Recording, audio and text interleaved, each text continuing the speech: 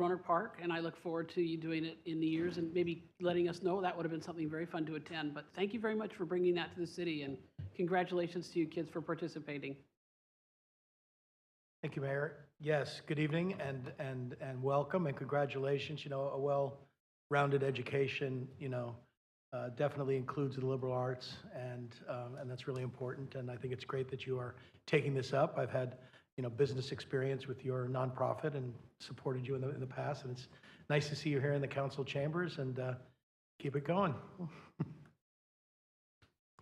Congratulations to all of you for such a great job, and thank you for being here. This is really nice to see you all come, and I hope you all had a great time doing it. Did you? Yeah, good. So I would say thank you. I myself, I'm a singer, and I know that music really helps our soul to escape in a lot of ways, and it's really healthy to have our children to be invested in this kind of program in order for them to not only mentally be stable, but also to keep them advanced through the craziness that we have around. So thank you for what you do and what you've brought here in Rohnert Park. So I don't know if you guys have any comment or anything. There you go. Thank you very much.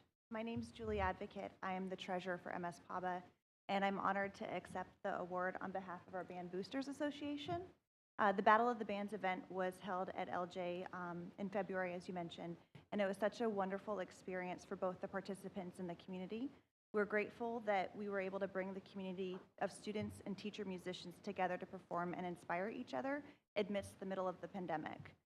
We want to say a special thank you to Mr. Frankel, LJ's band director, for his vision for the event.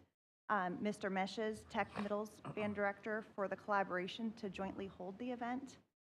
To our Secretary Sage Oliva for her persistence to find grant money to be able to support the event, and our President, Kirsten Butch, for leading our Boosters Association.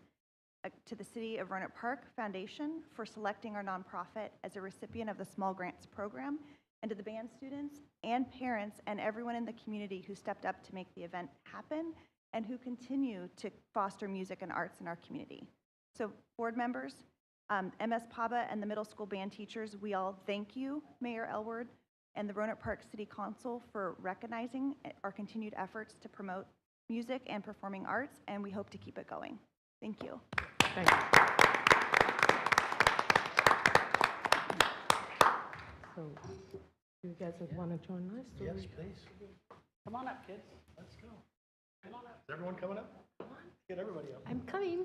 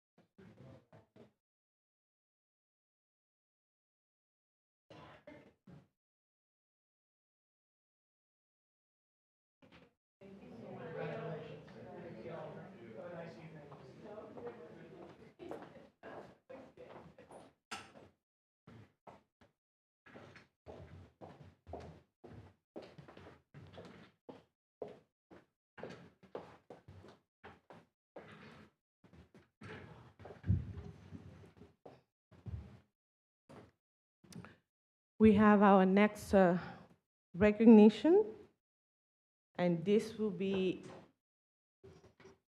we will be honoring Charles Bordy, right? Our SSU student representative and associate student director of legislative affairs and Mayor? outreach. Yes. The next item, 3B, is the proclamation for Building Safety Month. The recognition for Charles will do during the SSU The order report. presented was different. Okay. Thank you.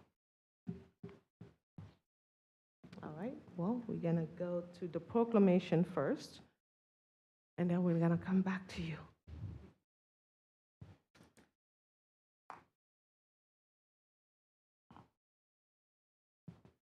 All right.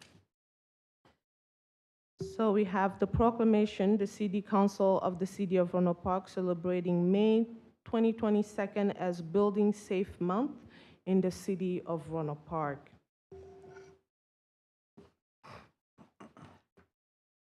Whereas the City of Rohnert Park is committed to recognizing that our growth and strength depend on the safety and essential role our homes, building, and infrastructure play both in everyday life and when disasters strike.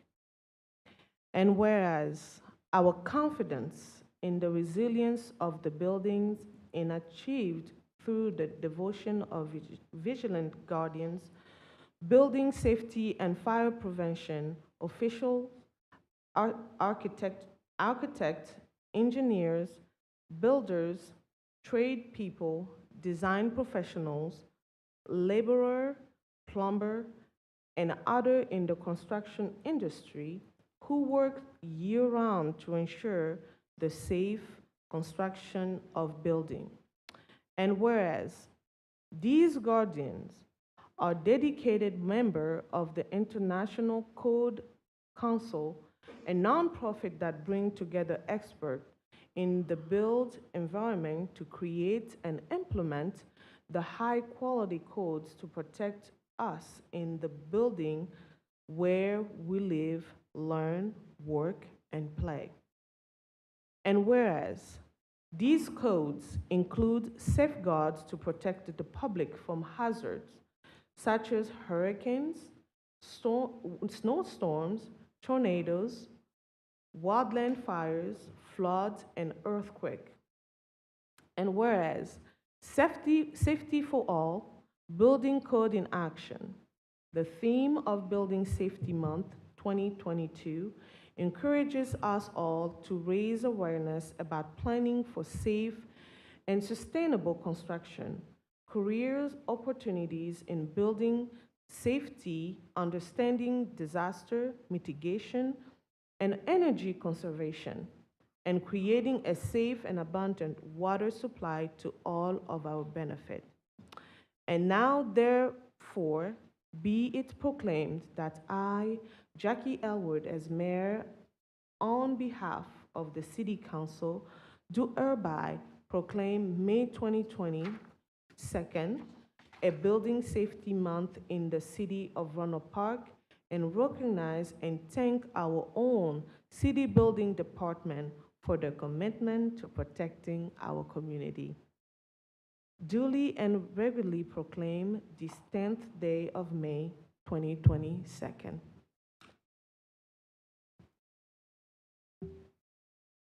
And I'm proudly gonna say that our very own Mary Grace Parson and Sonia Espinal will be accepting this proclamation.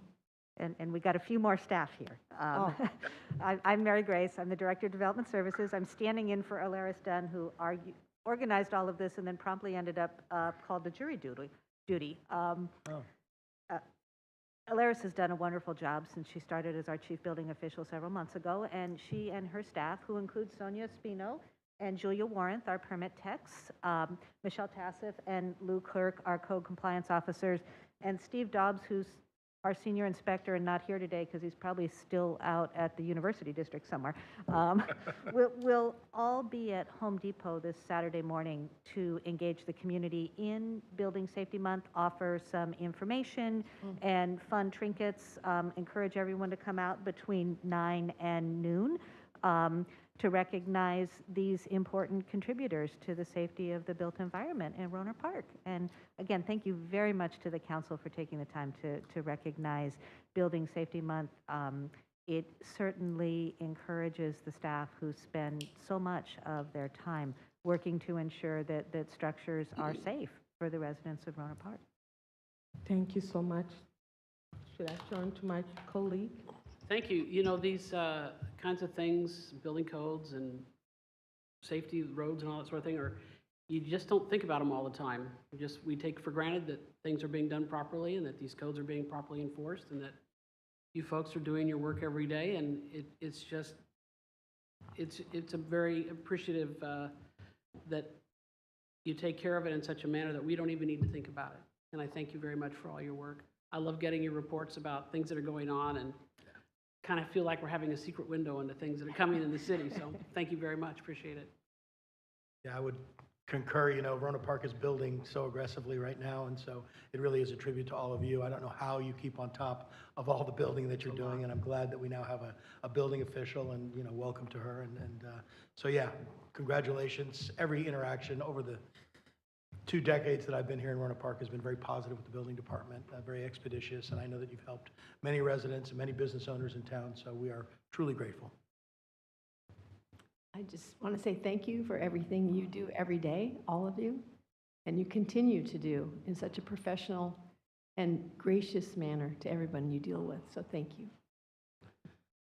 So code enforcement might seem really simple words, but when you look at the work that all of you do, it's really difficult. And I am excited because I have to do it without anybody feel left out. So I'm always proud of the work that you guys do. When you look at not only city building, businesses, to homes, to everywhere you go, you try to do your best. And I see you guys going out there, implementing stuff, receiving the report every time, and having the team going out there. Even when during COVID, we have some agents that were going day in and day out to make sure that people were enforcing everything that we wanted to be implemented. So thank you so much for everything you do. Your work doesn't go unseen. We love what you do, respect it, and we commend you for doing that. Thank you. So, yeah, why not? We give everybody else, huh? Right. This is exciting. The exercise portion. Sorry, Pam, today is a lot. Sorry, why? Just being funny. All right.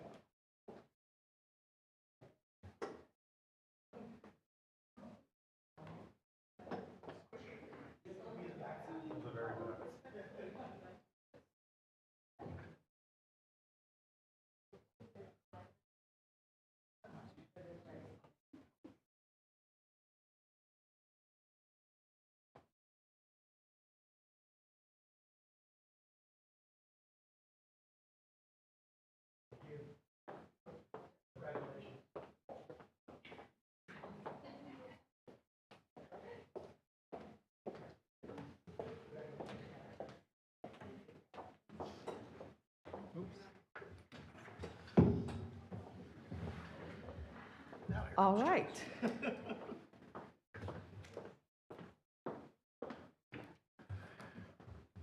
Last but not least,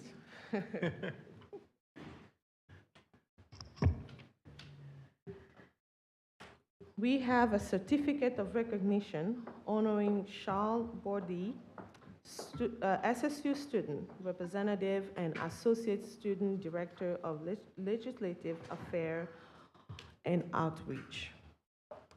As a mayor and on behalf of the Rohnert Park City Council, it is my honor to recognize Charles Bordy, student representative and associate student director of Legislative Affairs and Outreach. Since August 2021, Charles has served as the liaison between the student of Sonoma State University and the city of Rohnert Park. He has regularly attended city council meetings where he delivered informative and engaging report on behalf of the Associated Student of Sonoma State University. The city of Rohnert Park continue our commitment to build a collaborative, inclusive, and unified relationship with the student and administration at Sonoma State University. It is our great honor to recognize Charles Bordy for his contribution and ongoing effort to enhance the relationship between the associated student of Sonoma State University and the city of Rohnert Park. Congratulations. Thank you. No, he can. Go ahead. No, you can go. You can go. Yeah. I just wanted to say thank you to you, Mayor Elward, and to the rest of the counselors. Rohnert Park has given me a wonderful chance to grow over these past 2 years. My time at Sonoma State has been full of challenges. I am a bit older, I'm 31, whereas most of my classmates are kind of around 20. But the city at large has never felt unwelcoming or uncomfortable. I've really found a great place to grow and develop my professional skills here. I've appreciated the chance to address you. I study politics myself at Sonoma State, and I plan to go on and pursue a career in politics. So this has been a wonderful experience, getting to talk to people who hold office and make the big decisions. It's been a priority for me to emphasize to the students of Sonoma State University how vital local government really is. We do get a lot of our money from the state, but we live in your community, and we know it's challenging. We know it's challenging to be a university town sometimes, and we don't always show our appreciation the best of ways, but we are grateful to you and the permanent residents here for hosting us. Yeah, should I do my student update a little bit later, or should I just go right into it? What would you prefer? Go right into it. Yeah, go ahead. Normally, I do prepare remarks for you. I give you statistics on COVID-19 and what our various wings of the associated students are up to. Unfortunately, there's just not much to update you on from what you heard about last month. May is finals month, so all of the excess student activity kind of slows down. I do know Jump Join Us Making Progress. They put together some kind of like care packages and kits for the homeless population. But I'm not sure who their partners were offhand for that, so I don't want to speak too much. You may have heard that Sonoma State is in the midst of a bit of a scandal right now. The Associated Students has not yet taken a strong position one way or another. We're in the middle of a transition period ourselves as we move from Noelia's presidency onto next year's presidency and their board. But that said, I can say that the students have very strong feelings about this, and they're making those feelings heard. So it's good to see them finally kind of getting a little more active in the politics of higher education. It's just a shame that it took something like this for that to happen. Beyond that, I will be meeting with Senator Mark McGuire on Friday to discuss our roster of legislative positions. You may remember that I took 3 bills with me to talk to various members of the Assembly in March. Unfortunately, senators are a lot harder to get, a lot harder to nail down and get their time, but we finally got him on Friday. So, and I kind of do want to talk about what we're advocating for, because it affects your community as well. Currently on Sonoma State's campus, our mental health services, CAPS, is overburdened. And for a 14-week semester, 14 to 16-week semester, students are rationed out to 5 therapy sessions. We just simply do not have adequate resources on campus to provide mental health care, and there are various studies that show that college is one of the biggest times where our mental health is impacted, and that kind of sense of stability becomes really vital. So I have been advocating for that, but just something that you all should hear as well is that we don't have the resources we need to take care of people the way they should be taken care of. And if you can do anything to help in the coming years, I urge you to do so. I'm not sure what you can do, but you have the power. The other issue I really touched on was the cost of housing, especially for students. A lot of people don't know this, but the Cal State University is, despite our kind of murky look right now, the CSU system is the most affordable state university system of its kind when you look at it compared to other states. But the cost of attendance in California is still ridiculously high, because when you factor in the fact that these students need to study and also make enough of a living wage to be able to afford a place to live, you start to realize there just aren't that many hours in the day. So we've tried to tackle student housing at, on our end, but locally, I urge you to do what you can to try to open up some more options. I'm not sure what those options even are, but we need help. Students do need help in those regards, and it's not just here in Rohnert Park, it's statewide. So I will be talking to Senator McGuire about that on Friday, but I wanted to touch on those things with you, because this will be the last time I speak to you as a student. So again, thank you to the city of Rohnert Park for the wonderful chance to grow and develop and come into my own. I really feel like I have the tools I need to start. And that's exciting, because 2 years ago I felt much further away. Thank you. Thank you. Charles, if all the students who attended Sonoma State carried themselves the way you do and expressed appreciation for the residents and our welcomeness to you, this wouldn't be a college town. We wouldn't have any issues ever. So thank you very much. I think you've set a good tone for other students to follow. I did want to make one editorial comment. Sonoma State University isn't in the middle of a scandal. You students have done nothing to bring that on. It's not something that has anything to do with the students. I appreciate your example and the way you've comported yourself and the reports that you brought to us. Thank you. We do appreciate that, and I can promise you none of the students are feeling like they own this scandal. But it was our money that paid the lawsuit, and a lot of us are very displeased about that. Thank you. Thank you. Yes, you're very eloquent and very informative, and we appreciate this final update. I wish you the best. Yeah, you're a fine example of a college student, and we appreciate that. And the way that you've engaged with the council and engaged with, with the residents and everything, you've definitely created a little bit of a bridge between the university and the city and its residents. And every student that does that, we're very appreciative for that. So thank you, and best of luck to you. And I advise in my transition documents to to whoever my successor is going to be, I've advised them to keep building that bridge, because a moat between us isn't going to help either of us. Congratulations on your graduation, first of all, impending graduation. And just a personal comment, this is my 16th year on the city council, and in all my years, you are the most engaged and informative student that I've ever seen from Sonoma State to come and give reports. So I think you've done a wonderful, outstanding job. Thank you. Congratulations. I know that it takes a lot to get where you are. Never tell yourself that I'm old. Age is just a number, and it's never too late to educate yourself and get where you are.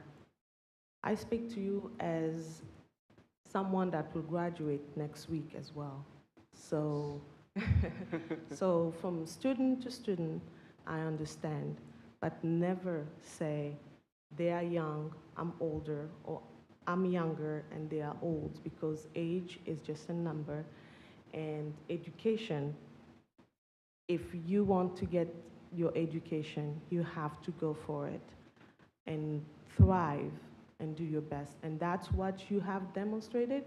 You have been that bridge between the city and SSCU, and we are very thankful for that. You set a high bar for the next person that will come. And trust me, the city is not going to go anywhere.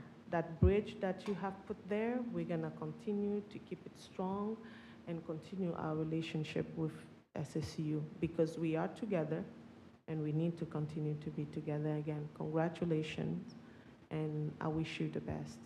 Thank you. for our last photo of the night.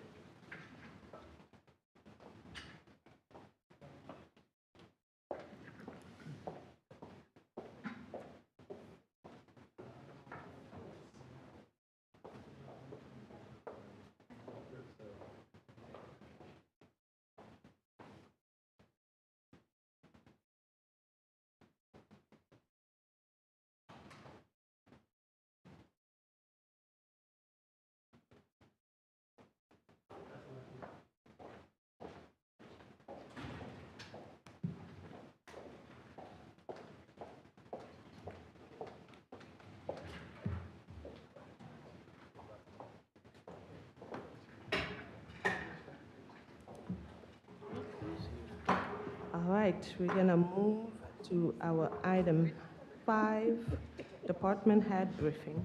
Yes, thank you. We have Director of Community Services Cindy Bagley to present information about our Independence Day celebration. Good evening, City Council. Thank you for having me here today. Before we get started, we do have a special guest with us. We came to you several months ago and indicated that we'd be hiring a special event consultant to help with the planning of this very large inaugural event here in the city. So with me today, I have Samantha Paul from Samantha Paul Consulting. And I just found out today that Samantha was nominated as in the Sonoma County Best of the Best as a best event planner. So lucky us. Right on. There we go. we got one of the best in the county helping us with this event. So we're really excited. This graphic is way prettier on a computer screen. So there's like a sort of like a burst. We saw it. You saw. Yeah. I want the community to see. They will. Great. And so introducing the Rohnert Park, at the Rohnert Park Community Center, the RP Jubilee on July 4th. The event will be held from noon to 4 with the tagline of honoring yesterday and celebrating today. So what community members and you all will see at the event is a really traditional feel and look to the event with a little bit of a mix of pop music and today's activities, and going along with the City Council's priority of creating memorable experiences for all. We really are planning a little bit of something for everyone in the community at this event. And so some examples of those, we'll have live bands, and as I mentioned, we'll have some traditional music, we'll have some pop music. We're really kind of vetting that all out, and a lot of this stuff will continue to evolve and more announcements will be made as time goes. This is the very first that anybody in the community is hearing about this event other than our team. So we've identified that we have maybe a gap in some of our special events for our young adults. And so our consultant here has a contact with a cornhole tournament vendor. And so we will have a professional cornhole tournament provider out in the back lawn doing a cornhole tournament for those who want to participate. And it's a really big deal. They have cornhole tournaments on ESPN. So we're really looking forward to that new addition. We'll have carnival games with a kids zone, and again, a mix of traditional and today's activities, sack races, water balloon toss, obstacles, a rock wall. Young, Wild, and Free middle school dance party. This is a really hard population to get to come to a family event. And so we will be having inside the multi-use room a middle school only dance party with DJ and laser lights, and they have to have a wristband to get in. Be chaperoned by staff, no parents allowed. This is really for them. It'll be at the RP Jubilee, but it'll be marketed completely separate. So this will be, you'll see different Facebook marketing for this Young, Wild, and Free middle school dance party at the RP Jubilee. We'll be doing a kids parade with decorating wagons and bicycles and themselves and strollers and having them go around and have a little judging scenario there. It'll be fun. Baking contest, which we're still vetting on what exactly that'll look like. Definitely have food vendors and lots more. Again, we're still working on all of the very specific logistics of this, and I hope the community is excited to find out more and more about what will be coming out and what we'll be planning. But this is just an overview of what we're looking at right now. And how are we going to get the word out? Very strategically. So this week, we're starting with informing you all, the council and the community through this meeting. We'll be doing our social media save the date, and we'll be creating our city webpage. Then we'll move through to social media blast boosts. Week of May 30th, putting it on our digital billboards and hanging posters throughout city facilities and businesses. Week of June 6th, we'll be doing print media, which includes newspapers, magazines, postcards to homes.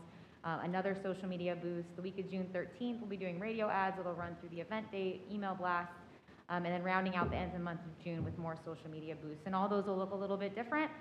But we definitely will start marketing now and continue marketing throughout the rest of the next 2 months to make sure people know that this is where they should be and celebrating with our community on July 4th. And we are very excited. It's been really fun to go through the planning process and be able to put some of our crazy ideas to reality. And we hope the community will be as excited about it as we are. So that is it. We'll take comments and questions. All right, go ahead. I see Susan is really I'm excited. ready. I know, you're taking notes. Samantha Jones, Samantha Paul, right? Samantha Paul Events, congratulations, this is gonna be, we have big expectations for this, so. I think my biggest concern is getting the word out, but it looks like you've got a plan for that. Everybody in Rohnert Park should know about this and have an opportunity. I love that you're going to bring people in by having this event for the junior high kids or middle school kids. I think that's fantastic. I had no idea that there were cornhole competitions and that there were people who professionally managed such things, so that ought to be something. But thank you very much. Welcome to Rohnert Park. I hope that we're this event is something that you put in your portfolio as some awesome, great success. We look forward to seeing your work, and you've hooked up with somebody here we're excited to see what comes of this. So thank you very much. Thank you. Thank you, Mayor. Welcome, Samantha, and welcome to the coolest town in Sonoma County.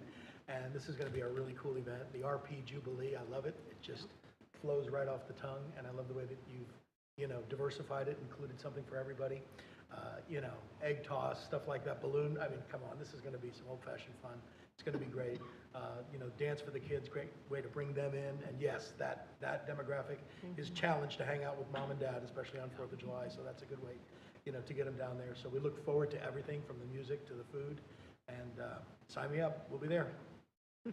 Well done, Cindy.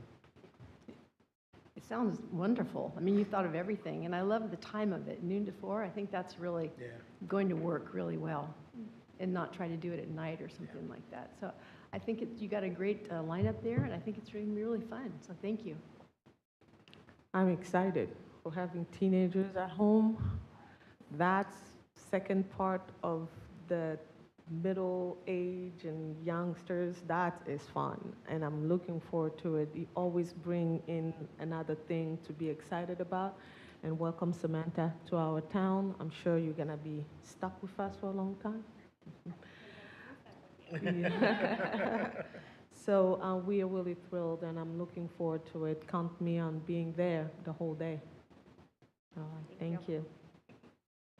Good job. All right, we're gonna move to item 6, which is public comments. We're gonna go to our first comments from Peter Alexander.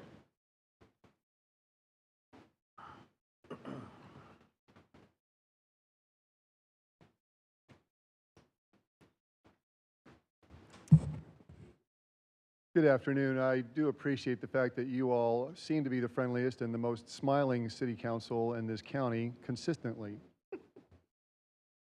So truth is not stranger than fiction, it be as strange, and I'm here in support of President Judy Sakaki, where she knows of internment camps and the hypocrisy of SSU and their memorial train tracks, as the SSU and National Guard, under the guise of COVID, operated as a transfer prison yard, as 1,300 minimum homeless, undesirable souls of the North Bay were transferred to Richmond's train depot, then to the FEMA concentration camps. Over 14 million people there at the moment. Judy Sakaki is a hero, ready to give up a career to kick these students in the rear and get them into gear. Poetry for the day. Rhiannon the Raven was agitated as she related that many will cower with fear, for the reckoning that's been beckoning be most certainly here. A message from Sister Jaguar Queen to Hezekiah, who speaks for the murder of crows, and how this be and how it flows. From Quetzalcoatl to Ouroboros, the ultimate recycle through its jaws, ingesting its very own tale. For those who deceive are confident that most won't believe the story I hereby regale. For the new podcast, Stuart Alexander, the East Bay Sausage King, yes, behind closed doors unseen, he blended over 700 humans, just like the Charlton Heston's Soylent Green. Crack open your eyes. It be no surprise American slaughterhouses 80% render human cadavers for over 100 years. Be uncomfortable to squirm, but investigators confirm with relief that fast food burgers require only 18% real beef. As to the fate of the Falun Gong in China, and so too India, related by the Mina, of untold tens of thousands terminated during live organ harvesting. Waste not, want not, each carcass into meat filler, such a diabolical thriller as American fast fooders been ingesting. Monthly sent to American ports over 500 tons. So how much is settled into your gut and onto your buns? Am I being ghoulish or have the blinded remained foolish? Americans have indeed become truly insane as you dance to the bankers' media and their war in Ukraine. For as you do unto the least of me, the animals, you do unto yourselves.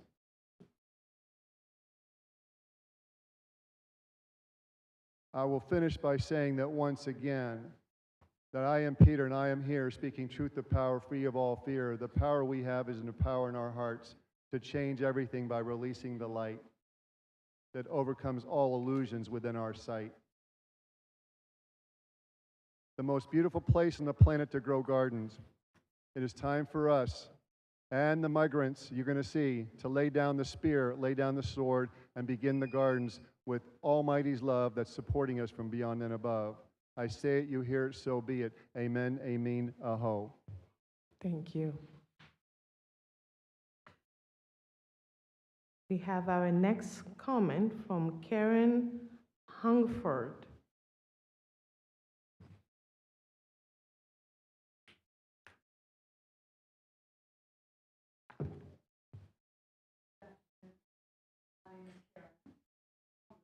And I'm here to Would you lower the microphone? Thank you. I'm here to support SSU President Judy Sakaki and to make some other comments. The American veteran Shepherd Bliss authored Shame on SSU at shameonSSU.org, which can be accessed on DuckDuckGo. It seems to me that most SSU students are not aware of current events, and I wonder why not. It seems they're not familiar with the true history nor past articles from SonomaStateStar.com or SSU's famous and impressive Project Censored. When Bob Dylan featured Reuben Hurricane Carter in his song, The Hurricane, and Peter was arrested at Hurricane's paid commencement speech at Sonoma State for his intention of clarifying the ongoing student apathy about the incarceration of Leonard Pelletier and Mumia Abu-Jamal, reverses how a handful of students actually released the Hurricane from prison. Peter provided SSU students over 18 years with 20,000 flyers regarding Leonard Pelletier and Mumia Abu-Jamal, and how a student strike could actually free these men who've been incarcerated for 45 years. Martin Luther King stated, "If one man is wrongfully incarcerated, then so are we all." Leonard Pelletier and Mumia Abu-Jamal and Green Beret Dr. Jeffrey McDonald are great warriors, and they deserve our support. Thank you. Thank you. Do we have any more public comments? I do not have any more speaker cards. Thank you. Is there anybody in the public who wanted to make a comment? You're the best city council in Sonoma County. Thank you. We're going to move to item 7, consent calendar, and I'm going to turn to my colleague I on move that. that we accept the consent calendar. Do I have a Second. second? Absolutely. Thank you. The following vote is to approve the consent calendar. All those in favor? Aye. Opposed? Motion passes with a 4-0-1 vote. Vice Mayor Lenars is absent. Thank you, Madam Clerk. And that leads us to our regular item, item 8A. Consider waiving second reading of and adopting ordinance number 964, adopting a military equipment use policy. We have Director of Public Safety, Chief Matos here. Thank you, City Manager Jenkins and Mayor Elward, City Council. Thank you for having me back tonight. I will try to get through this quickly for you. So as you know, so a little background. So Assembly Bill 41 took effect on January 1st of 2022. And Assembly Bill 41 requires council approval to fund, acquire, or use military equipment by law enforcement agencies. 481 requires that a report must be brought to the City Council annually for approval. And as we stated last week, or 2 weeks ago, the military equipment that we have that falls under the definition of military equipment in 481 are shotgun and beanbag rounds. There's beanbag shotguns and beanbag rounds, and 40-millimeter launcher and sponge rounds. Those are both less lethal options that we have at the department. We also discussed last week that this is equipment that we have had in our possession.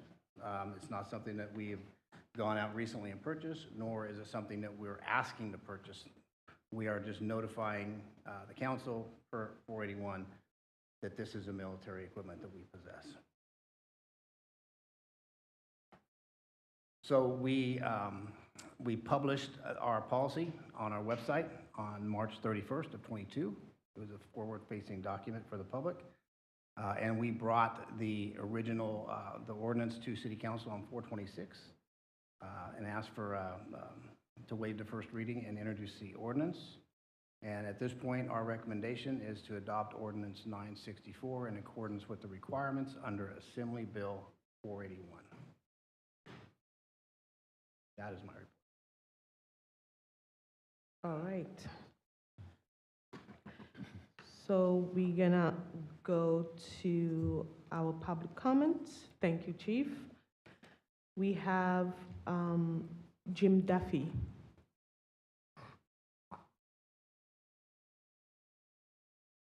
Jim Duffy, I live in the M section. I want to start by correcting a misstatement of fact perpetrated by DPS staff at your last meeting, where they referred to Lexipol as best practices in law enforcement policy.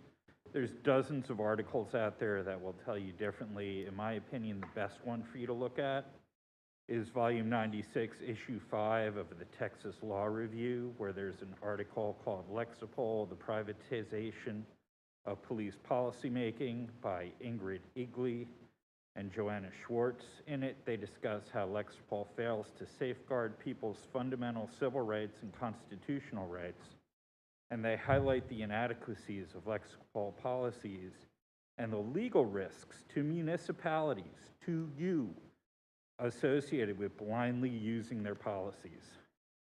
If you're not into reading a law review article, I suggest you look at the Isle Arrow Community Advisory Council March 2021 recording, where they had experts come in from the City and County of San Francisco, from NACOL, from the Berkeley Police Review Commission, from the BART Police Citizens Review Board, from the UCLA School of Law and the NYU Law Policing Project, all to discuss how inadequate baseline Lexipol policies are for protecting civil rights. Lexipol provides legal policies which is great for small municipalities, because boy, doing a policy manual is a bear.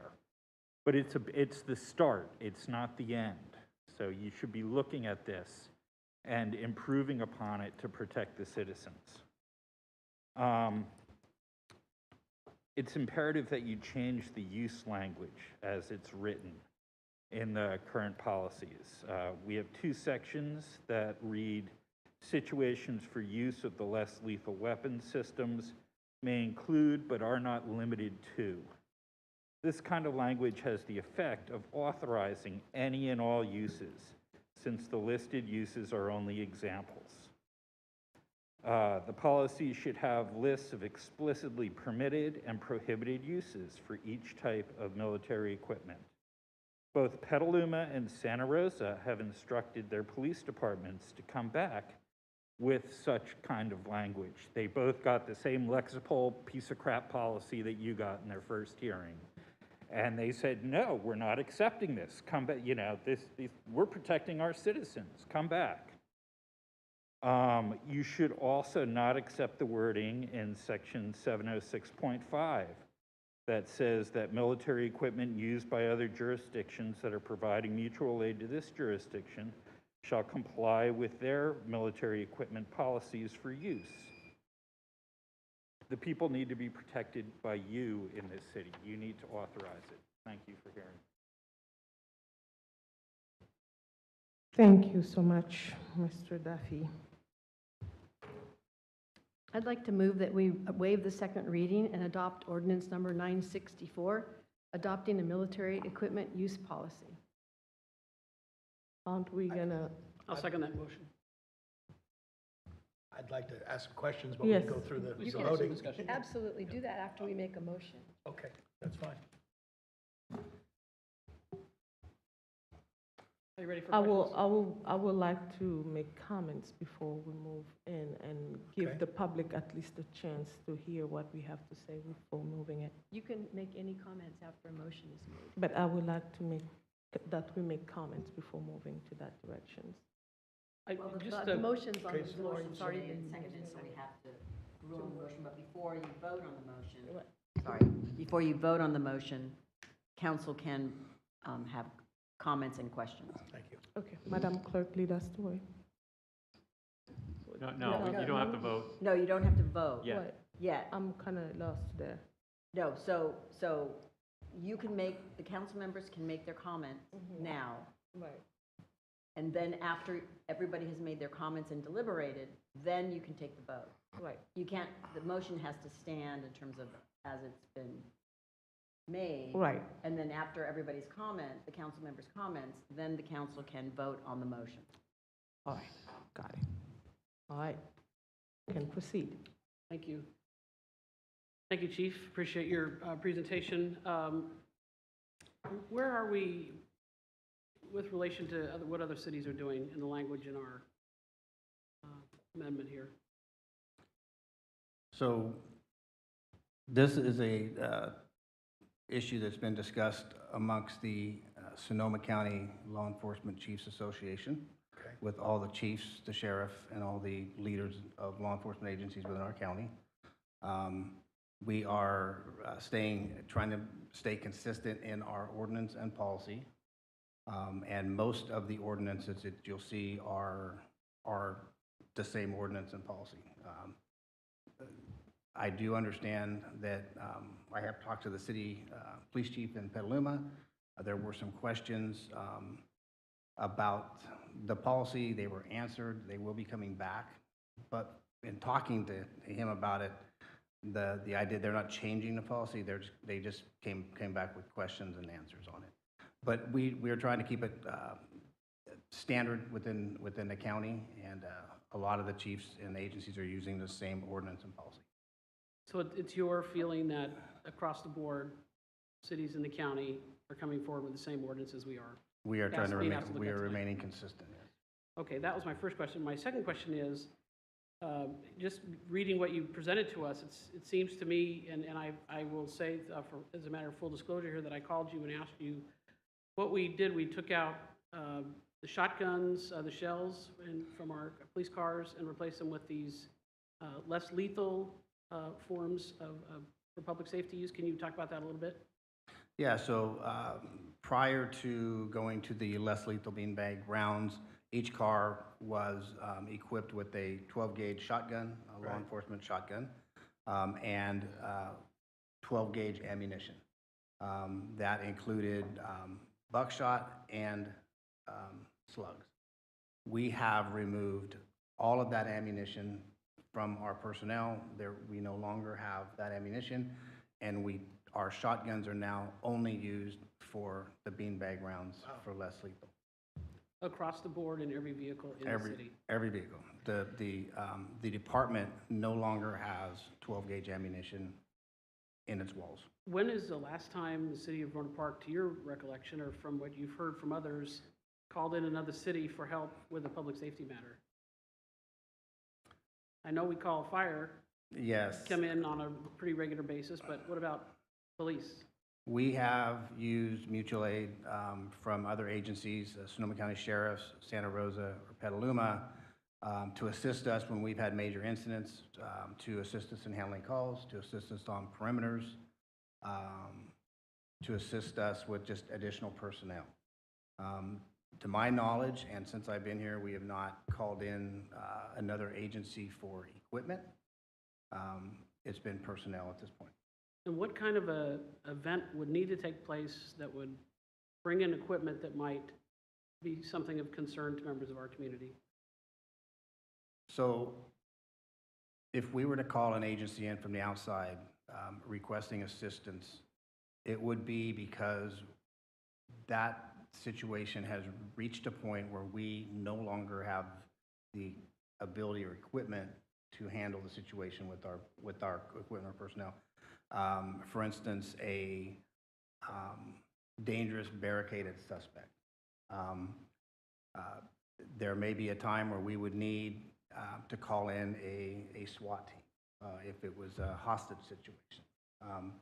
And at that point, the reason we would be reaching out would be because we do not have our own SWAT team. We do not have that tactical team. We do not have perhaps a vehicle that could assist us in breaching a door or a location. So those would be issues that would be taken into consideration as the event was moving. But the only way we would bring people in is if it would outreaching our equipment or buildings. I don't have any other questions. Thank you very much. Thank you. Thank you, Mayor. First of all, thank you for putting this on the regular item rather than on the consent calendar, because it promotes better public discourse and transparency, and I applaud you for that. Chief, so with regards to the other jurisdictions of this association that you are in, have any of them taken that step in terms of de-escalation by replacing the shotgun shells with the beanbags?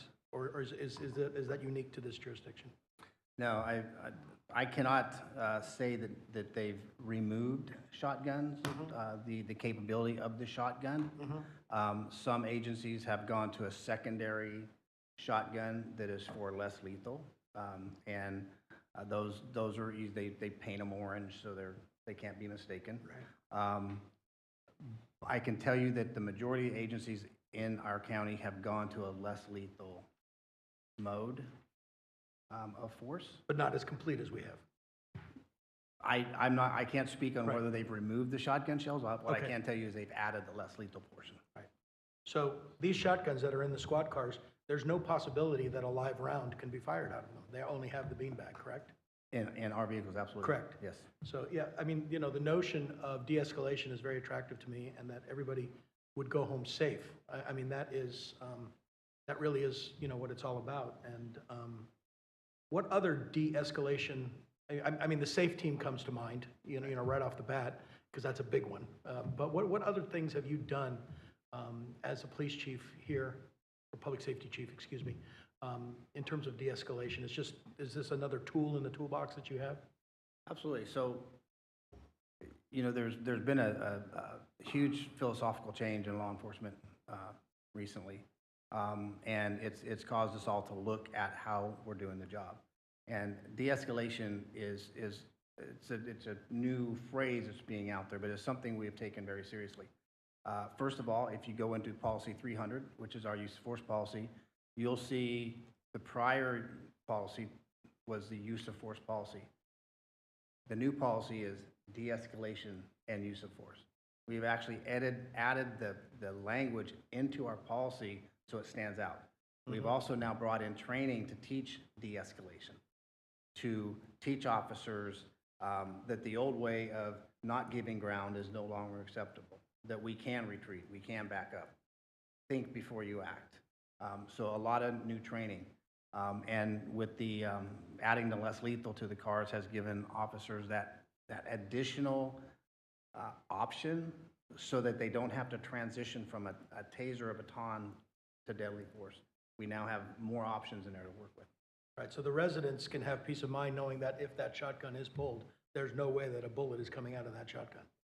So not only did we remove everything, do searches at every rotation, when the vehicle is turned over, all equipment is pulled out, the sergeant and lieutenant go out, and they inspect the entire vehicle, under the seats, under everything, to make sure that nothing got into or was left in that vehicle. So we're doing everything we can do to make sure that only beanbag rounds are in those cars. And this is a matter of compliance with regards to the state of California. And is there, all the jurisdictions are going to have to comply with this? Every single one? State law. Right. Yep. And so, and they're going to have to do it this year. So What's the timeline here? It went into effect January 1st of 2022. Okay. The law indicates that agencies must commence a process by May 1st. Okay. And so we commenced our process and got it to council on the 26th. Right. And so there are timelines to get these done, but we are right on track. And yes, every city in California has to do this. Okay. And the two items that you listed are the only two items that that you contain that fit that classification of military. It seems odd to me that, other things, but So- those are the only two items? Right. So actually, I think I stated at last council meeting, the 40 millimeter launcher Right. is definitely defined as that equipment. Okay. The shotgun and beanbag round, there was question whether that is or isn't, and we wanted to err on the safe side I see. and be even more transparent and say, well, we're not even going to argue, we're just going to put it there. And those are the only, that's the only equipment in the walls of that department that fall under this definition. And every year, you're going to have to come back to council at the beginning of May and go through the same process? Yes, every year we will do that, and if there is a deployment, then we will bring that back also and explain to council what went on, why that military equipment was deployed. Okay. Thank you, Mayor. That's all the questions I have. Thank you. Thank you very much. I know this all came about because of an assembly bill and identifying those pieces of equipment. So basically what you're just doing is telling us what we already have and making it clear to the public what we have. And I appreciate you doing that. I think that's, it's great. It's always good to let the public know what we're doing and what our public safety department is doing. We were talking about asking for help from other agencies, and I do remember one time it happened at my house. I had a pipe bomb on my front yard, and Rohnert Park had to call Santa Rosa to come with their bomb robot who came and defused the pipe bomb. So that's another instance of something perhaps like that happening, because we don't have a thing like that, because our department's small. But definitely not, these pieces of equipment would never be used in the military, even though they're being identified as military equipment. Nobody in Ukraine is using a shotgun with beanbags. So thank you very much for coming and explaining all this several times to us. Thank you. Thank you, Chief, for the report. And once again, this is a process that we gonna go through. And I want to make sure that even though I know most of the answers and I know what we are doing here, but this is about our constituents that are watching us at home. and want clarification of what exactly we are doing. Some might understand what we're doing, some might not. Some are lost, and some want us to do the right thing. And it is very important that I ask those questions before adopting this ordinance tonight. So I think the first question you already answered through my colleagues' comments here. It was to know how long do we have in order to adopt this ordinance. And what would you you tell the people that are concerned and watching us like now, right now at home about those equipment being used against civilians, especially in our community? We are really concerned about low-income and Black and brown community. So what can you tell the constituents that are watching you right now about the concern that they have about those equipment? Yeah, thanks for the question. So, I think it's important to realize that the two pieces of equipment we've identified are equipment that provide the community's law enforcement department additional options that are less than lethal. They're options that we can use to diffuse a situation without having to revert to deadly force, because that's the only option we have. We also have an extremely intense training program for our officers in the use of those less lethal options. We have, to this point, never deployed those options in our community. They are options. So they have not even been used on our constituents in the community. But they are available so that we have options in order to bring things to a safe conclusion and get people the help they need. So are we planning on buying more military equipment? So at this point, we have nothing that we are requesting or asking for. However, if we were to, let's say we wanted to buy a drone, we would have to come before council, and we would have to ask council if for permission to add that piece of equipment to this military equipment list before we could move forward. Okay. So you basically answered my next question as well. So we are talking about an assembly bill that the governor put forward, and the procedure was to have this public hearing and have an annual report, right, once a year, and presenting how those equipment were used, or if we even use it or not use it. Correct. Correct. Okay. So this is mostly about policy and transparency. And the reason I'm doing this, again, I want people to understand, even though I understand what we are doing here, it's mostly for the public to understand the procedure that we are trying to do here. So I have a few questions, because in this bill, there was a list of equipment that was listed in there, and some of them are, and I will ask if we do have those weapons or not. Okay. And I know that you already said we have the beanbag rounds that we presented here, and the other one that we're presenting. But do we have any assault rifle in our department? We have AR-15 patrol rifles. Okay. So do we have a military surplus equipment in our department? The military surplus meaning,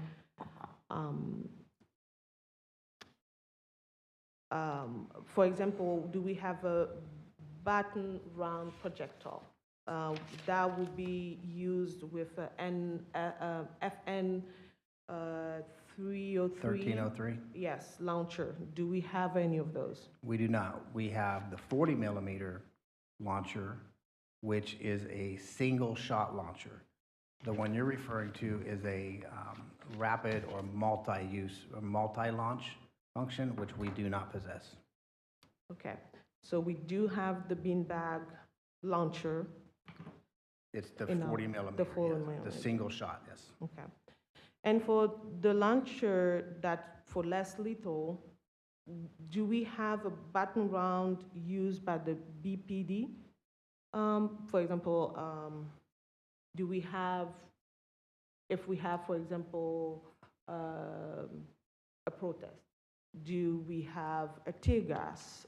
Do we have pepper spray? Because those can be categorized as military weapon if we have those kind of. Correct. We have a single canister used pepper spray, which officers carry on their duty belt, but it is not the military grade or the launched tear gas or pepper spray or pepper balls. We do not possess any of that. Okay. It's a simple canister, which is a single-use officer canister. Very important for our constituent out there to know. And also, do we have any drone or robot, armed or unarmed, in our department? We do not. Okay. Do we have any long-range acoustic device? We do not. Okay. And some people might say that even though we do not have all of this, but this might not even reduce crime, so why should we even adopt this policy? So one, the council is required to adopt an ordinance per 481, for Assembly Bill 481, that identifies the military equipment. Now, what is on that list is up to the council. So you could adopt an ordinance that has absolutely no equipment on there because the council won't allow that equipment. What I would say about that is, one, we're coming to you in full transparency and saying this is what we have and this is the uses for that. Based on what we have shown you, it is actually advantageous to the community for us to have options that fall between taser, baton, and firearm. These options are very important so that we can de-escalate and bring things under control. But the main reason the ordinance is before you is state law requires it. But as you said, and I agree with 100%, anything that we can do to be more transparent is great. So that's why I'm proud to bring this before council and the public to say, this is what your law enforcement department possesses. So, again, my questions are not for me, but it's for the people that are watching us. So, what if somebody comes and asks you and said, well, after what happened in Santa Rosa in 2020 during the Black Lives Matter march, some of the police officers had beanbags, and those beanbags were used to people, okay? They were shot to people and resulting to one person being shot in the face and the groin. I have to get used to that word. And that resulted to a lawsuit, okay? So now, and other people got hurt. So they might say, we do have more questions and we want to know more, even though we don't have all these things, but they can say, well, those beanbags do hurt people and do cause damage. So what response can you So give to them? I would say that I'm familiar with what happened in Santa Rosa, and you know, I think that lessons learned, right? We learn from that. There's different policies. There's different training now on the use of those. But I just lost my train of thought on that. You asked a question again, I'm sorry. I do want to just say that some of the equipment that injured people is different than the equipment that we have here. It was a round that's intended to break windows and breach rather than this sponge round that we're talking about. At least in some cases, they just accidentally took the wrong thing off the shelf is what it sounded like. We don't have those type of rounds here. So I would also just say that, you know, the use of force is never pretty. You can't sugarcoat it. Whenever we're in a situation where we have to use force, it's never pretty, and we don't want to be in those situations. And the large majority of time, the beanbags are a very effective way of bringing situations to a conclusion without having to resort to deadly force. But it is a projectile, and it's coming out of a shotgun, and if it can move, it can hit, and so you know, we're never trying to injure somebody with it. I'm not going to sit here and say that would never happen, but that's never the intention. And they're used under very strict guidelines, and they're used under the supervision of a sergeant normally. So yes, it's what happened in Santa Rosa was not good. And as Steve Manager said, there were reasons for that happened. We don't possess those types of projectiles, but it's a necessary tool for us to have that extra level of options so that we don't have to resort so quickly to deadly force. Thank you, Chief. And I think that this is a very important conversation to have, and especially with the community. And there's a lot of questions out there, and people wanted to know more about this, and they want to hear more about what you have to say. And one of the reasons is because there's so many questions out there, and because, you know, and I applaud you for bringing this right on time in front of the council and discussing this. You didn't wait. We started this in a regular time.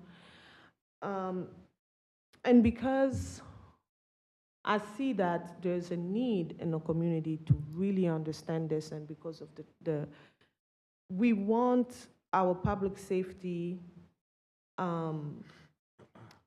to work with our community, because it's not about us here. Those equipment, it will be there in the public, and if something happens, it won't be used toward the council or anybody else, but this is the community and our public safety and our law enforcement. And because I believe that there is a lot of question out there, and I don't know how you will feel and how my colleague will feel to give our chief a chance to do a one-on-one, and chief have done so great with chat with the chief and other stuff, but to give the chief a chance to sit down with the community one-on-one and explaining to them, responding to their questions, however many they have, in order for them to better understand this, even though it seems simple, but for the community it's a big deal. And I'm gonna suggest or ask my colleague if they will agree for us to allow the chief, before we adopt this particular. I have a motion on the floor, and there's a second. Yes, I know, but it's not about us. I'm talking about something that it's important to the public. Yes, I am aware we have a motion, but at the same time, we are talking about the public that have a certain view about our public safety, and we want to make sure that they understand what is going on and give the chief a chance to communicate with them, not with us, because it's not about us, it's about our law enforcement and our community.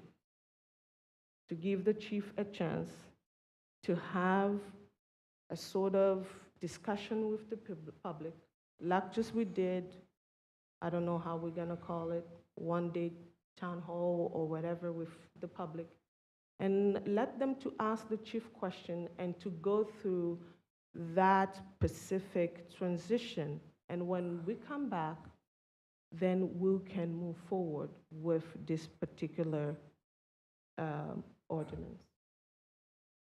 I'd just like to make a comment. I really appreciate your thoughtfulness about this, Mayor. However, I think I'm ready to move forward on this tonight. I feel very confident that the chief will talk about this at his chat with the chief. He is probably the most approachable person. You know, we have some great members of the staff, but you know, when people call, he returns their phone calls. Anybody who's had a question about this has had a month now to bring this up and chat with him about it. I don't get the sense from him that that's what's been going on, and I feel very comfortable moving forward, and to that end, I would like to call the question. So, Before you call the question, would you entertain? absolutely, and then Thanks. I'll call the question. Okay. So thank you, Mayor. Thank you for your due diligence, and thank you for your thorough questions. I do think it's important that the chief does engage with the community. I believe that you did start to engage with the community at the Lisa Business Showcase. Is that? And has this been a topic yet on chat for the chief with the chief? So the short notice, we couldn't make the business showcase. Okay. However, I did discuss 481 on the last chat Okay. with the Gridiron Group. Okay. And I think there are additional conversations to have in the community. Okay. I'm not sure it should stop the ordinance, Right. because these are conversations that we can continue to have. My fear would be if we put this off, there are timelines. Right. And if it's not passed, then we could lose the option to use those options right now. So, but yeah, we plan on, after the last meeting, we had already planned on getting out to the community and having forums so that we could lay the launcher out, we could lay the shotgun out, we could have them hold and fill the bean bags. Those are already things we're planning on doing at this time. Thank you. I'd like to call the question. Thank you, Mayor, and I appreciate it. I'm okay with this, and I'm ready to move forward. Okay. All right. So the following roll call vote will be to waive the second reading of and adopt ordinance number 964, which is adopting a military equipment use policy. Councilmember Giudice? Yes. Councilmember Hollingsworth Adams? Yes. Councilmember Stafford? Yes. Mayor Elward? Yes. Motion passes by a 4-0-1 vote. Vice Mayor Linares is absent. Thank you, everybody. We're gonna move to item 8B. Consider introducing by title only, waiving reading of, and adopting an urgency ordinance amending Title 13 of the Rohnert Park Municipal Code to enact wellhead protection regulations by adding Section 13.02.120, wellhead protection, and amending Section 13.06.040, violation, additional remedies.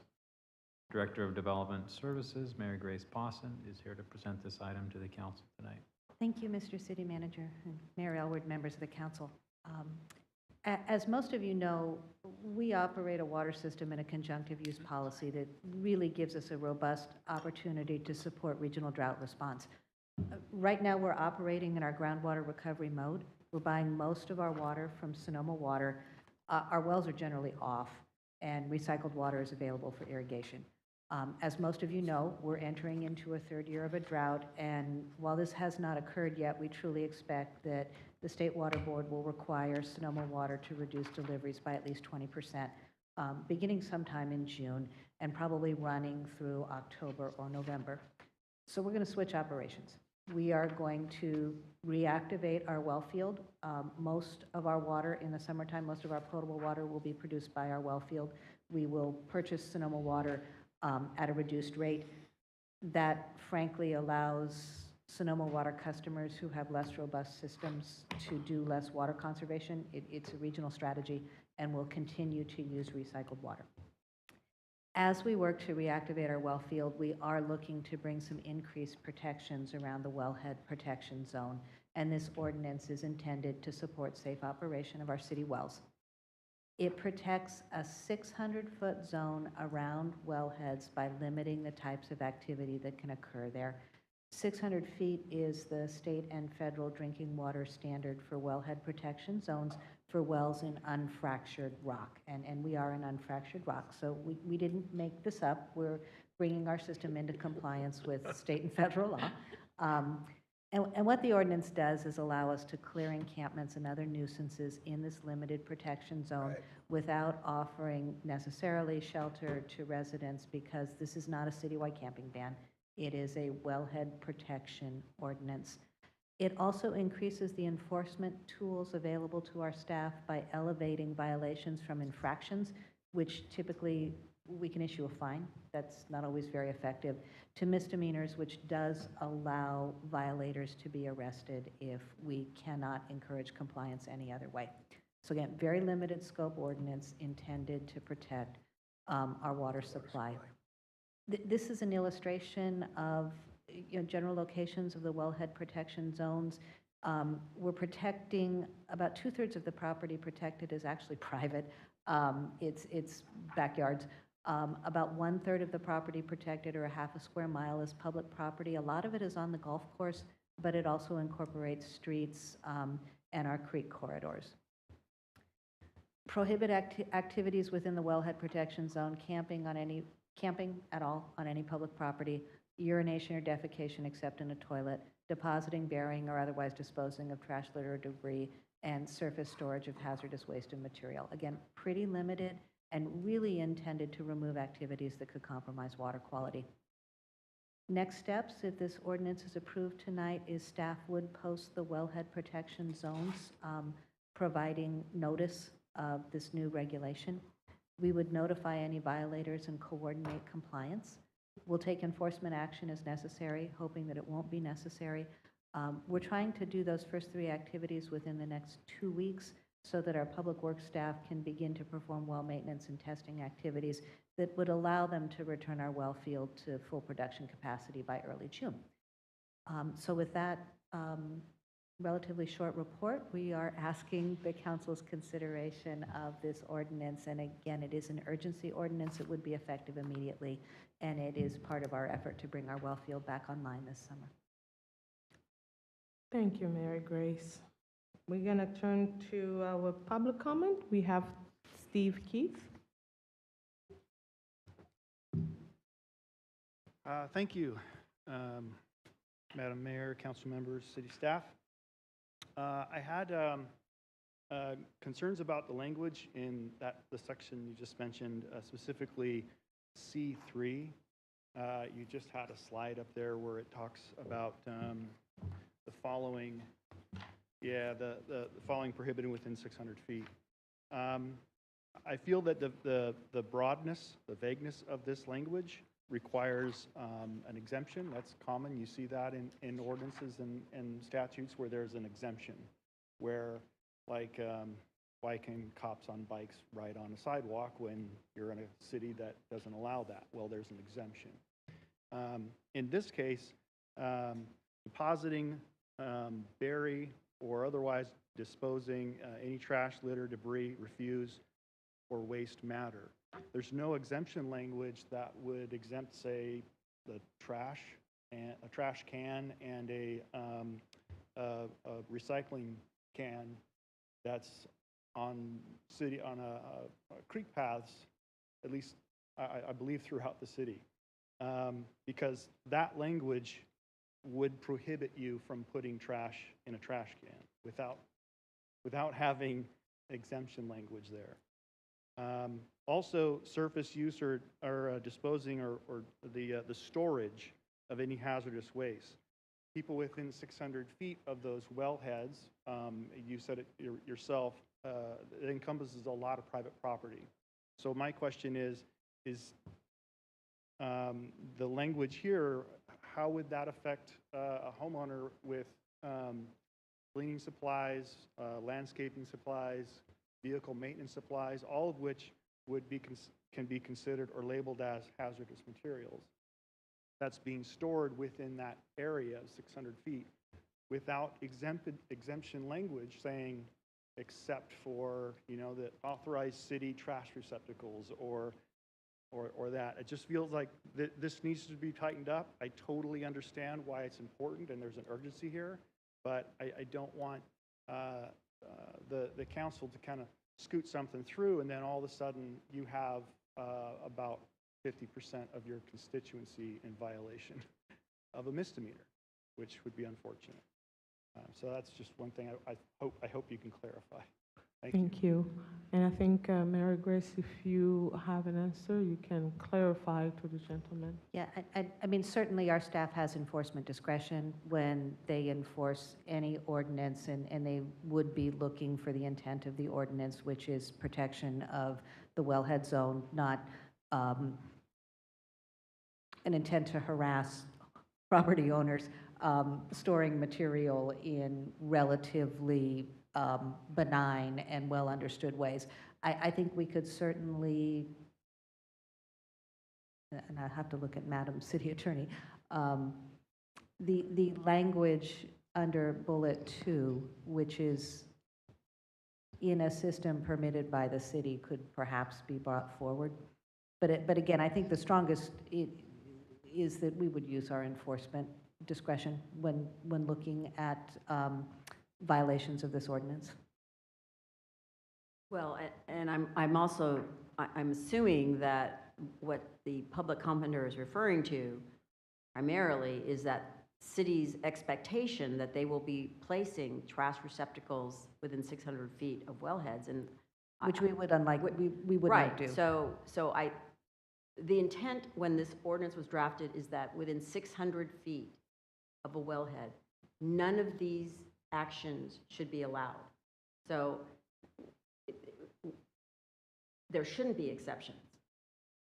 To the Ms. Pawson's point about, you know, the city's discretion in enforcement, yes, that we will not enforce if there is any gray area as to whether or not whatever is being deposited or used within that 600-foot area is damaging the wellhead. That is the purpose of this ordinance, right? I mean, could possibly damage our water system.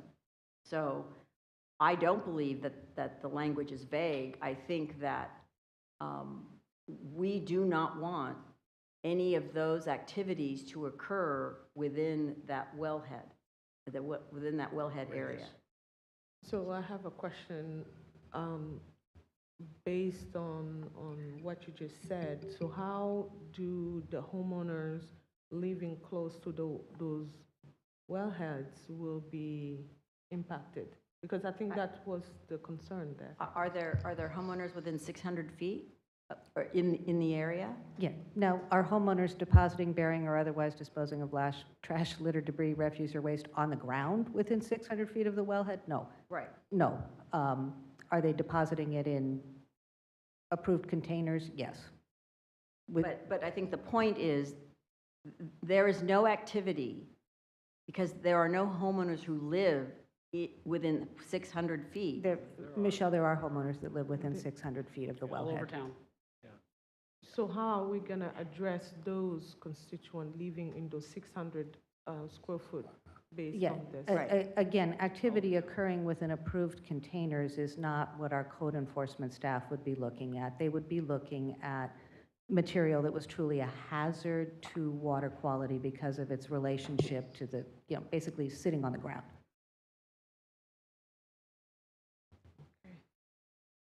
All right. Should we add on the ground? I think. Sure, we could clarify that. Yeah, I think we could do that in both cases, bullet 3 and 4, which is really staff's intent. What we're trying to avoid is direct contact between the hazardous material and the surface of the ground and attendant leaching into the groundwater is the activity that we are trying to avoid. Correct. So we could amend those sections to include at the end of each one in or on the ground area. Yeah. Thank you. Okay. And I appreciate the commenter's astuteness. As do we. You're recognizing that staff was not trying to prohibit things people normally do, but rather to try to prohibit activity in the immediate proximity of the wellhead that could leach into the groundwater.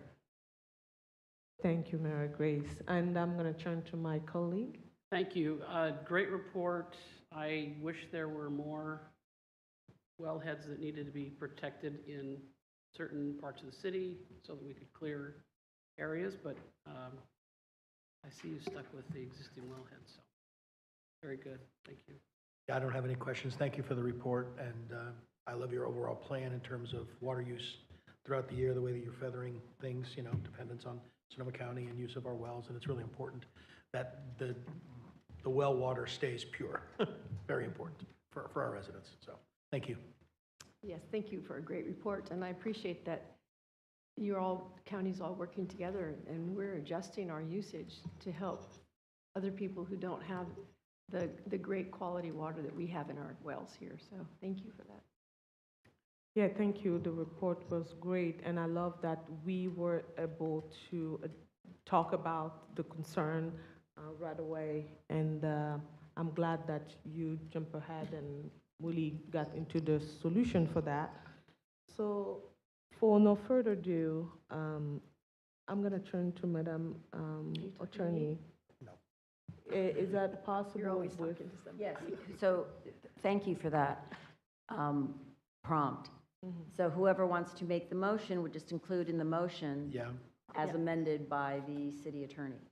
I'd like to move that we approve the urgency ordinance for adoption, number 965, amending Title 13 of the Rohnert Park Municipal Code to enact wellhead protections regulations by adding sections 13.02.120 and amending section 13.06.040 with adding the additional on the ground. Into Into- the sections, Into the, yes, sections as described by the city City attorney. attorney. yes, I'll second that too. Madam Clerk? The following roll call vote is to introduce by title only, waive reading of, and adopt ordinance number 965, amending Title 13 of the Rohnert Park Municipal Code to enact wellhead protections regulations by adding section 13.02.120 wellhead protection and amending section 13.06.040 violation additional remedies with on the ground added to section 13.02.120 C3 and 4 as described by the city attorney. Madam City Clerk. Nicely Okay. done. So, Councilmember Giudice, Yes. Councilmember Hollingsworth Adams, Yes. Councilmember Stafford, Yes, Mayor Elward. Yes. Motion passes by a 4-0-1 vote. Vice Mayor Lennar is absent. Thank you. Now we're going to move to item 8C. Consider approving a memorandum of understanding with Child Parent Institute to expand the capacity of services for children and families of John Reed Elementary School. Assistant City Manager Don Schwartz to present. So, good evening. This item got here in a really rushed manner, but I think for good reason. I heard from the Child Parent Institute about a week ago about this opportunity, and they couldn't be here. The executive director is teaching tonight, and the school district couldn't be here, superintendent either. So I'm in at the breach. The Child Parent Institute provides services to children and families in distress, such as parent education, counseling, and then sometimes other basic materials, such as diapers. And they're looking with this program, if approved, to move to create a parent academy where some parents would essentially serve as peer mentors. My term, not theirs, but I think it's the right concept. The CPI has been in Rohnert Park in the past. They used to operate on the school grounds.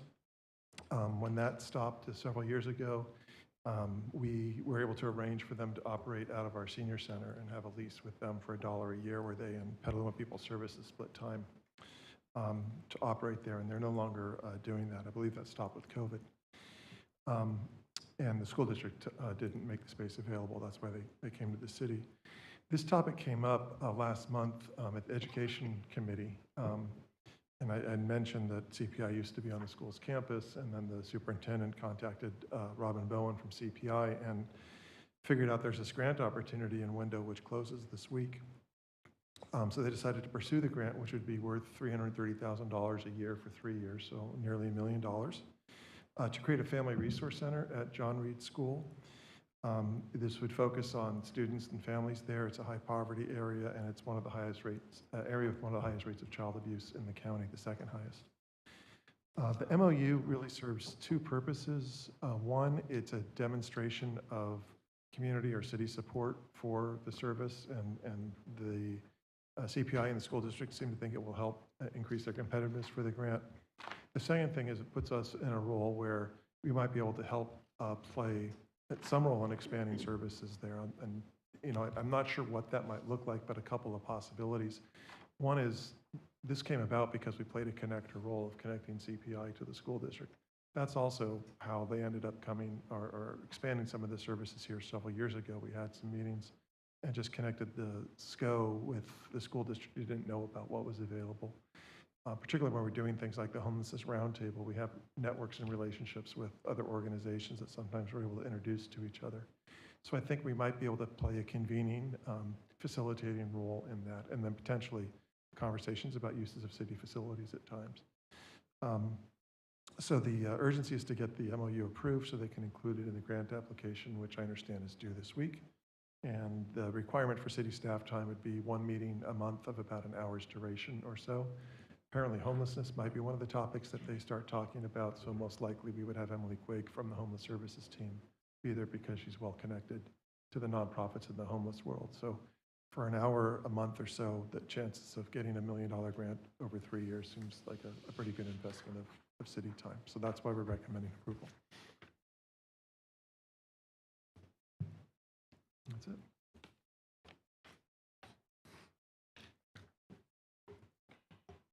Thank you for the report. And I don't see any card for public comment. Madam Clerk, do we have any? No, we do not. Okay. Then I'm going to turn to my colleague for comments. And This is one of the biggest no-brainers on the agenda tonight. Big yes from me. Your efforts Thank you, are Don. Yeah, your efforts are laudable. We appreciate, the collaboration. And yes, for that school in that area, it is absolutely necessary, and I fully support it and wish you the best of luck with it.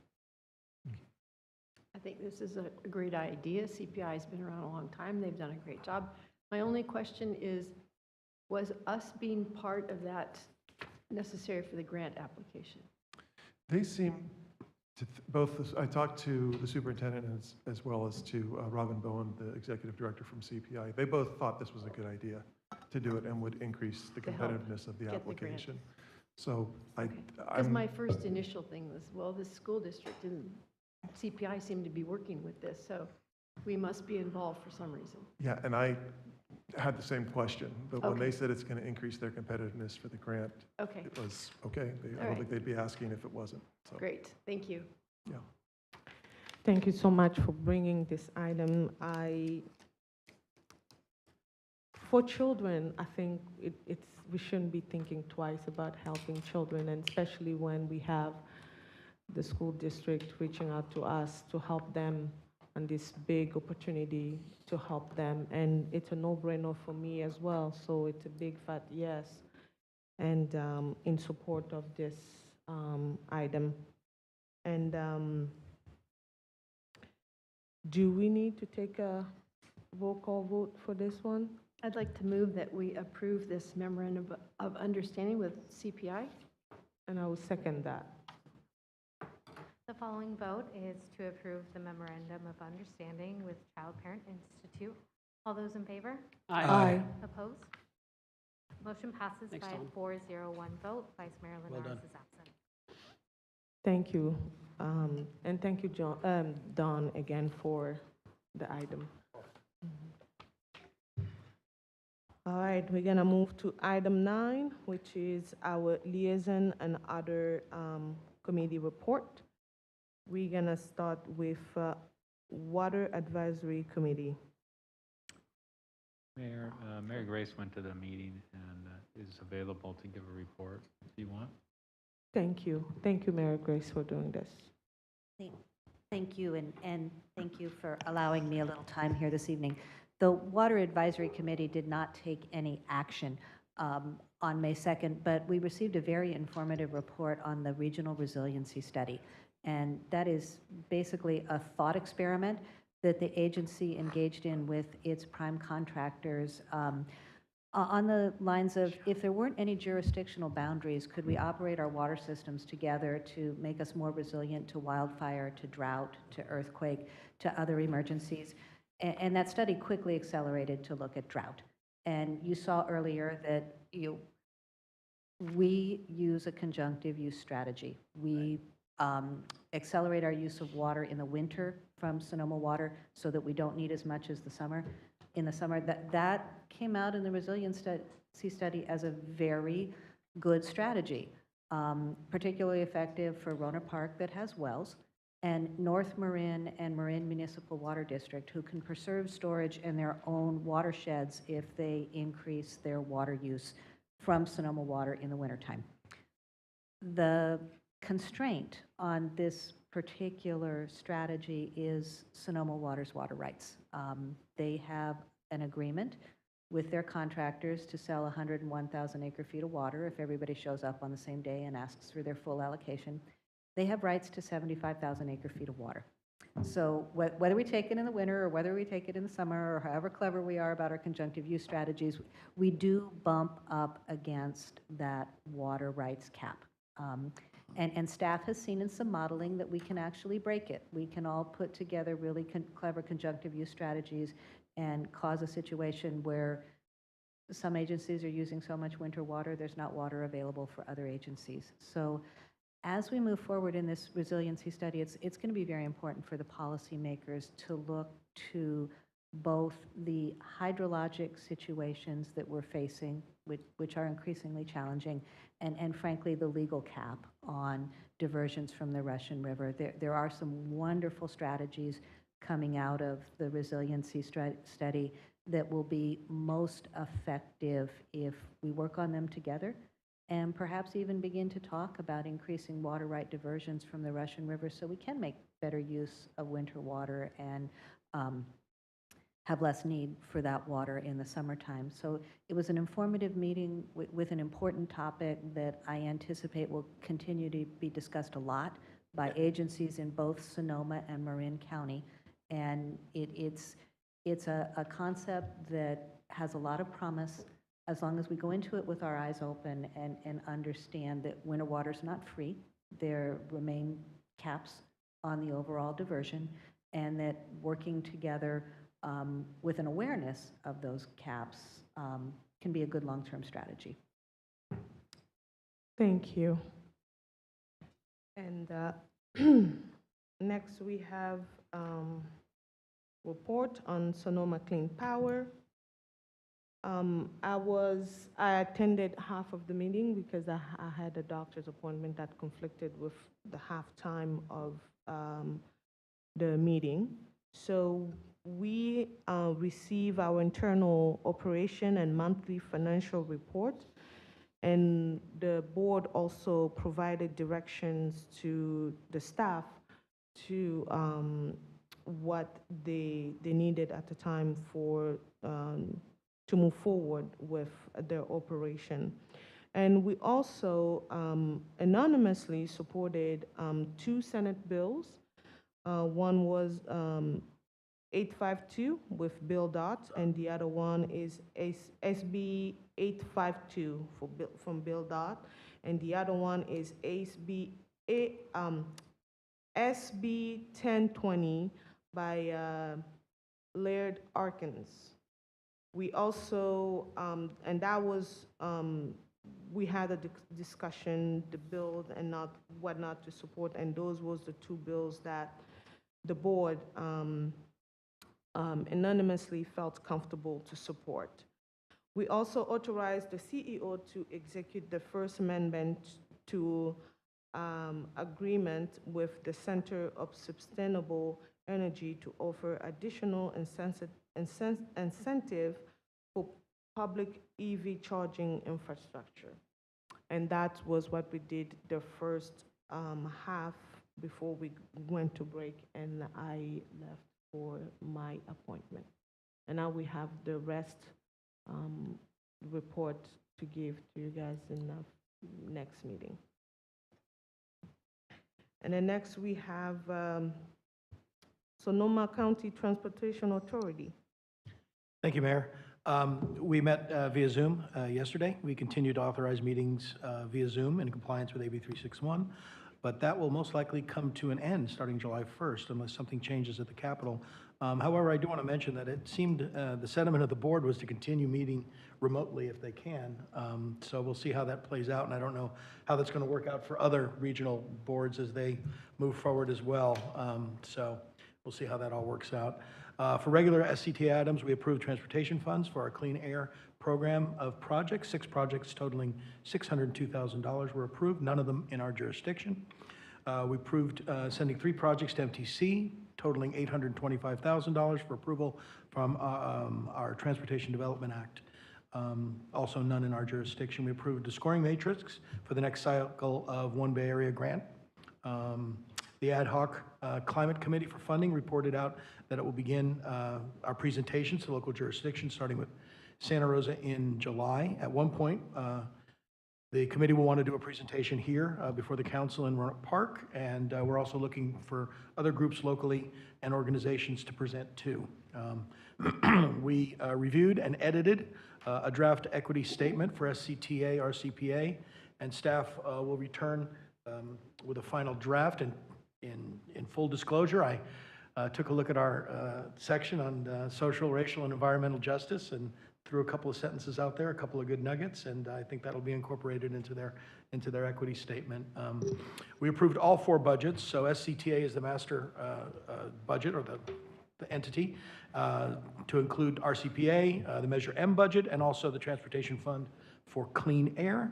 And finally, we had a brief legislation update on pending bills in the House and the Senate. Thank you. Thank you. And we're going to move to item 10, communication. Oh, do we have other reports? Sorry about that. No. No. I thought you were going to communications. Ah, okay. So we're going to move to the communication then. Go ahead. Thank you. I received a letter, I think everybody did, from Coley Williamson, the owner of Mary's Pizza Shack. He said, "I'm running out of patience with the encampment across the street from my business. It continues to get worse. Yesterday, I had 2 separate occasions where a homeless person came in and ordered lunch. When it was time to pay for their meal, they both made excuses that they lost their wallets and didn't have any money to pay for their meals. I continue to get people vandalizing my electrical outlets, leaving trash around my business, and trying to use my bathrooms. There's a lot of activity walking by my patio and shouting, cussing, and generally making my customers and employees feel uncomfortable. They're still stealing my water, and I'm concerned that something bad is going to happen to one of my employees. Your encampment is not working for me at all. I cannot wait until September when you will supposedly move on the rooms being built. This is not fair that I have to take the brunt of this issue. I need more support, more police support. I have been giving the homeless meals for a long time, but I have to stop now because my donations are just prolonging the issue and working against me. Thank you, Coley Williamson." With that, I would like to ask if there's another council member willing to add this to an agenda, a future agenda, so we can discuss this and Yes. see if we can't come to some solution. I would. Thank Yes. you. What exactly are we going to It's discuss? already going to be placed on the agenda, so. It doesn't matter. Thank you. Well, but what are we putting? Yeah, The that's letter, what I was the asking. letter from Coley Williamson on the agenda? Yeah. The problem. Yeah, just a forum. I know we can't discuss it here now amongst one another, but But I think to the manager makes a good point. What's the title of the We need to agenda know what item? the, didn't what somebody the just, didn't you item. just say it's already going on the agenda? No, I meant that it's already been decided, so I didn't want the council to deliberate but you can explain what it is that you want to place Oh, on the okay, agenda. thank you. I would like to place on the agenda what we can do for businesses that are near our, it's a sanctioned encampment by any other name, maybe Thank you. unsanctioned. But I think what I'd like to discuss is how we can support the businesses that are there. It's not, I agree with Mr. Williamson. I guess I shouldn't go farther than that, but is that enough to Yes. put it on the agenda? Okay, thank you.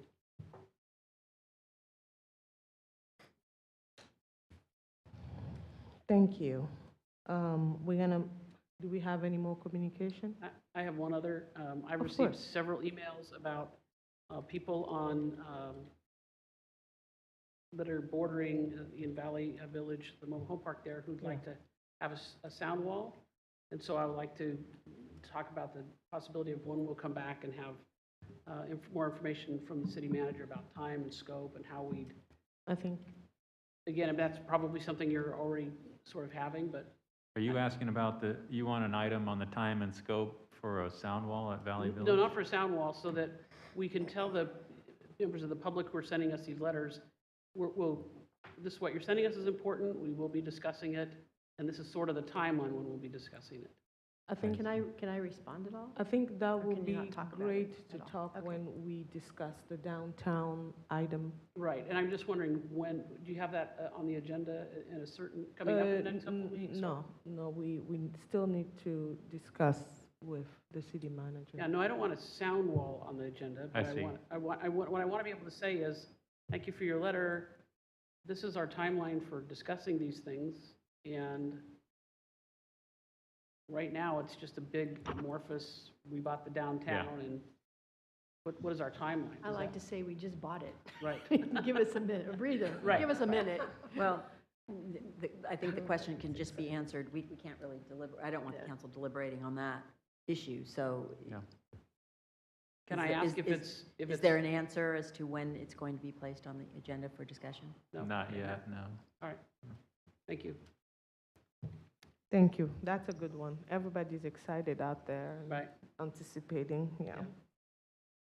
Well, we can talk about scheduling. Do you want to have a special meeting to talk about the downtown?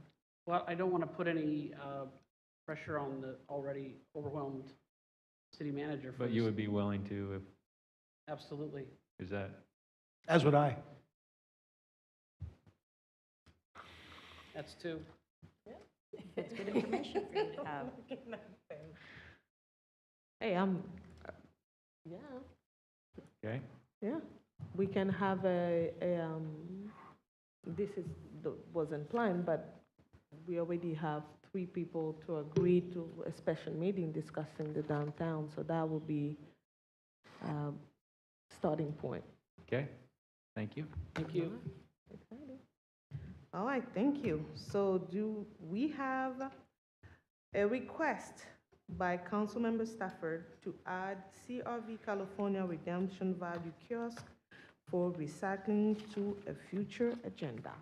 Absolutely. Yes, I would like to just ask that you do that, and it would be us working with Zero Waste to make this happen, so it's not on the city to do it, actually. Didn't we already agree to do this? Well, we got enough. That's it. You can't really talk about it. I did a report on it, Okay. is what I did. So we got I said 3, yes.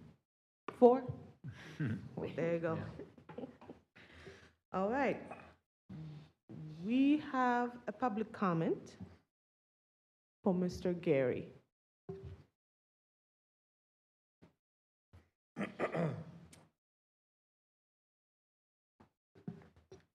Evening, Mayor, council members, staff. My name's Gary. You all know who I am. I'd like to thank you for putting ordinance 964, all agreeing on it. It's something that we need. They've had it for a long time. It's not like we have a bunch of cowboys running around in Rohnert Park Public Safety. I'd rather see them have the beanbag and shoot somebody in the unappropriate area than shoot them with a shotgun shell, which they don't have, or a 48 or 9mm, whatever the hell they use. So I think that's a good idea. As far as the citizens are asking, I don't know how many letters, I don't know how many emails you get. I'm with the chief every Tuesday night when he's on. As you see, I come to the city council meetings. I go to the community meetings, and the city, in my opinion, really don't give a, they don't care too much. So if they can't come and ask a question or make a comment here, I really don't think that they're interested in it. And yes, I'd like to see it come back on the agenda about the recycling. As you can see, I'm old, I recycle, I save my cans, I save my bottles, I try to do my part. The one that was by CVS, that they closed down, now I have to go to Santa Rosa, which is an inconvenient. And I think Rohnert Park should have something here where I deal with Rohnert Park. Thank you. Have a good evening. Thank you. You can go home now. And on that, the meeting is adjourned.